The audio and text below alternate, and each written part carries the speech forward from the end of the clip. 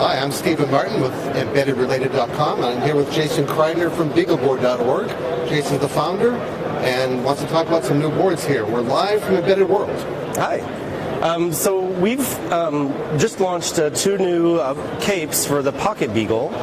We have a whole line of different capes add-on boards that work with the BeagleBone Black. It's a really popular platform and sold over 1 million boards. And so now we support that with a library of BeagleBoard.org branded capes, so people can things like add relays, drive motors, control PWM outputs for servos, do rapid prototyping with the prototyping areas, and things like this is a load cape, so you can drive higher current loads. And so these are actually all out in distributors' hands today, and you can get your hands on them tomorrow.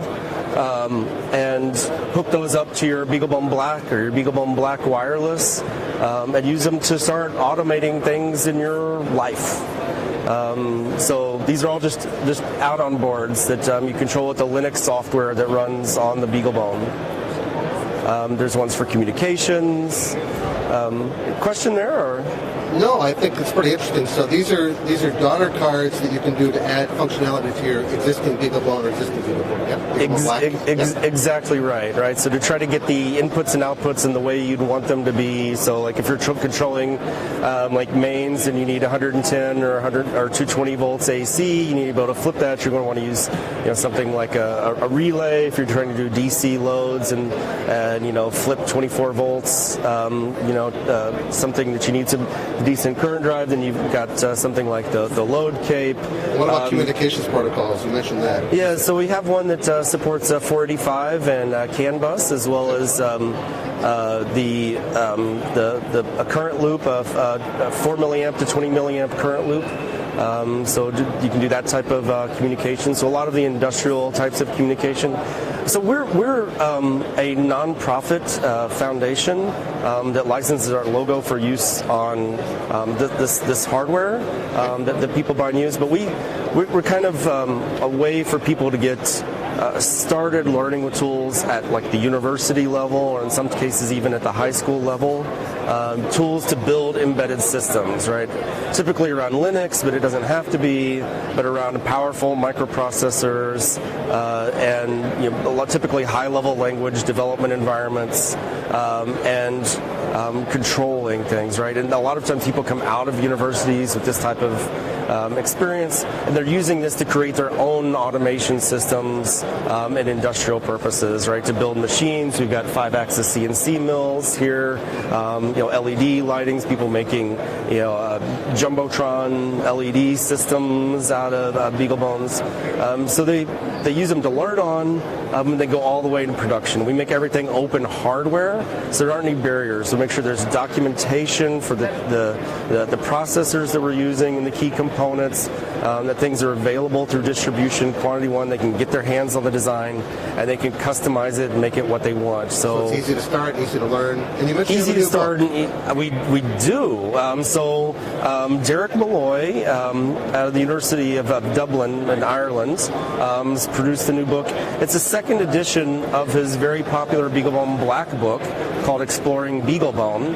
And this is Exploring BeagleBone's second edition, and it covers now the BeagleBone Black Wireless as well as the Pocket Beagle, right? So that's our $25, really low-cost board, really simple design for people to take and modify and design, but also really simple to start building your own systems off of it, right? So these all run Linux. We provide images that run Debian Linux, and there's an integrated development environment that's you plug in a USB cable, and within a couple minutes you're sitting there in your browser developing codes on these boards. And there's microcontrollers in here separate from the ARM processors running Linux, where you can have real-time control that isn't interrupted by the operating system running on there. And in just a few minutes you can get started doing that. And then when you want the details, this is obviously not 5 minutes,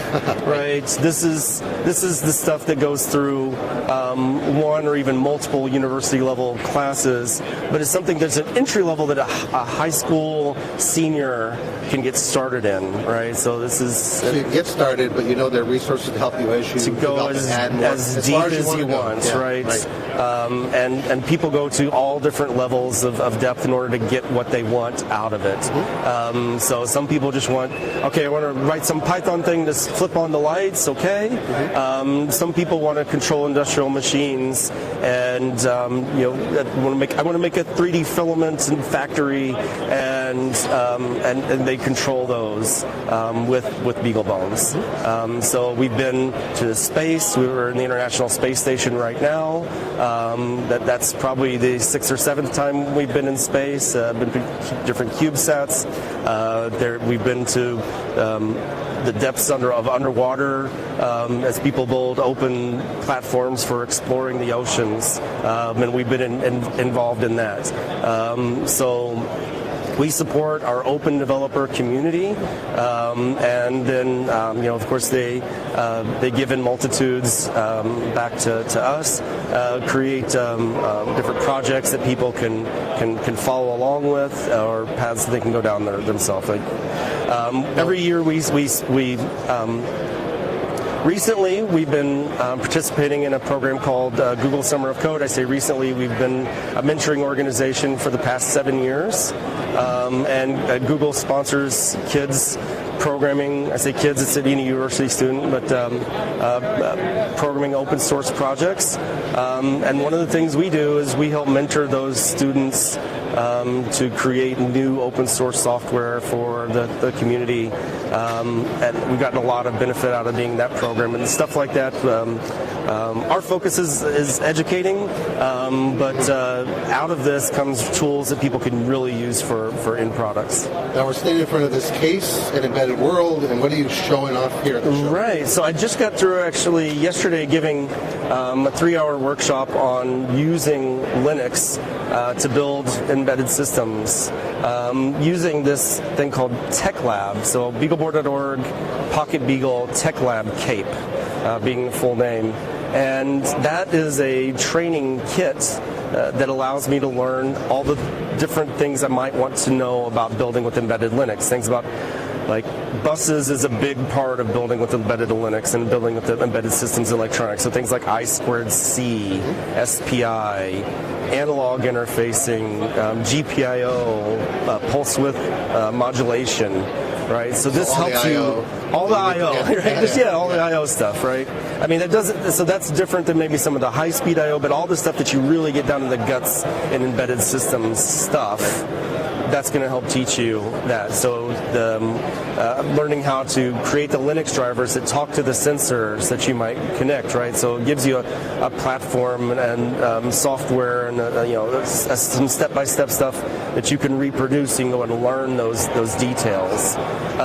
So I started with I gave a 3-hour seminar, but of course, folks like the Linux Foundation, you can go deeper in. They've been doing some a series of seminars called Embedded Apprentice Linux Engineer, and organizing with different instructors coming from industry to dive into a little bit more about building an I2C driver or an SPI driver or USB driver. And so they're going around to different conferences and giving those seminars, and then ultimately you can go to something like the Linux Foundation training to get even deeper. So we're providing some hardware to help facilitate that. Got it.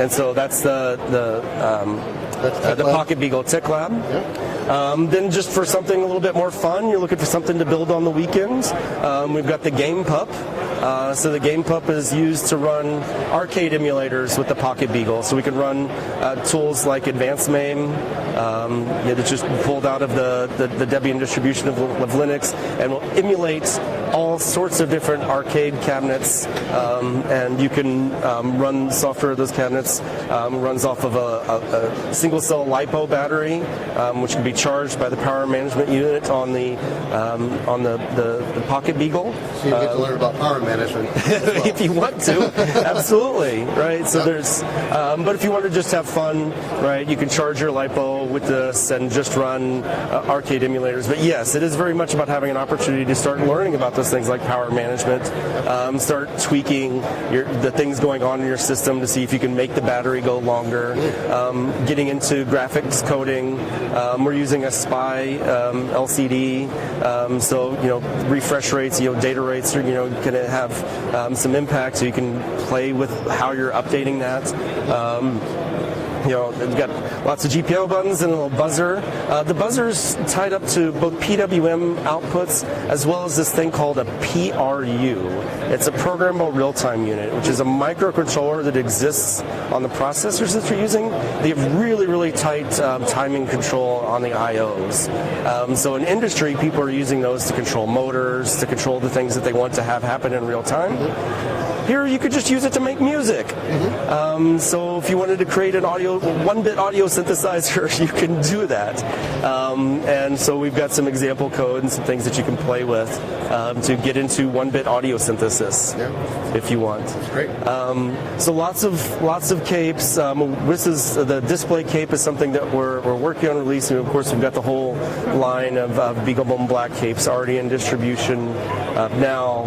So these two are going in production immediately and will be available very soon for the Pocket Beagle, and then the LCD cape is something that we're still in R&D on. Okay. And so you have BeagleBone Black. Just tell me about the boards you have available and kind of what they range in price. The keyboards right now for us are Pocket Beagle at $25 roughly, and BeagleBone Black, which is sitting in the neighborhood of $50, and Black Wireless, the wireless version of that as opposed to Ethernet, is sitting maybe slightly higher than the BeagleBone Black. So Pocket Beagle 25, then BeagleBone Black and BeagleBone Black Wireless, and kind of in the middle. And then BeagleBone Blue, which is our mobile robotics BeagleBone, has integrated motor drivers, 2-cell LiPo battery, charging, management balancing. It's got servo motor outputs. It's got a CAN transceiver on it. So it's really industrial control. It's more about mobile robotics than industrial control. So for most of the industrial control stuff, we'll actually see them pick up a BeagleBone Black, and then something like the capes to get the higher drive capability right on them. If you're doing robotics, if you're doing something like a drone, so a rover, a submarine, something. It's got an IMU built into it, so a 3-axis accelerometer, 3-axis gyro, 3-axis compass gyro accelerometer, say them all three. There's a pressure and temperature sensors on board, so you can create an altimeter, and so you can do with just that, you can sort of do the term I use is dead reckoning. I think people use to talk about like motion estimation using just an IMU. But you've also got things like quadrature encoder inputs, so you can actually get the amount of turns that a motor's made. So you're making all this technology accessible to anyone. Absolutely. And where do they buy these boards? We have a number of distributors, so Arrow, DigiKey, Mauser, and the Element 14, different brands for Element 14. Those are our primary distribution channels. We have a number of resellers, so pretty much everywhere in the electronics world. Wherever electronics is sold. And a number of different retail distributors as well. In the U.S., you might find them at, say, like Micro Center. So, yeah, wherever electronics are sold is the best answer. Well, again, we're here from an embedded world, and Jason Kridner, and thanks very much. Kridner, I said we were gonna bury the headline, but here's the headline. So also in development, this is still in kind of the Altoids Mint 10 form factor, kind of the same physical form factor as the BeagleBone Black. This is something that we're sneak previewing here at the show. This is the BeagleBone AI. So if the three sets of boards I mentioned, the Pocket Beagle, the BeagleBone, and the BeagleBone Blue, are all kind of in that same processing range. This is a big jump in the processing performance. It includes accelerators for doing machine learning tasks. So give me some example of kind of things you could do in machine learning with this board. There's a nice community called DIY Robocars. I think that's probably a good example of what a hobbyist might try to do with this board. You can use our robotics cape, which gives you similar interfaces to what you have on the BeagleBone Blue, to make this very compatible with mobile robotics, and control something like an RC car, and begin doing autonomous driving with it and start learning about autonomous driving. So you could train the neural network using something like TensorFlow or Caffe to create a model of the visual stimulus as well as the output that you'd like to create by essentially training it by driving around the track a bunch of times. Taking that data, the training data that you create, running it on TensorFlow, creating a model, using a conversion tool to create that model into something that can be executed in the accelerators on this board. So creating your own autonomous car is a pretty reasonable use case for this. Exciting. Well, thanks so much for your time today, Jason. Thank you.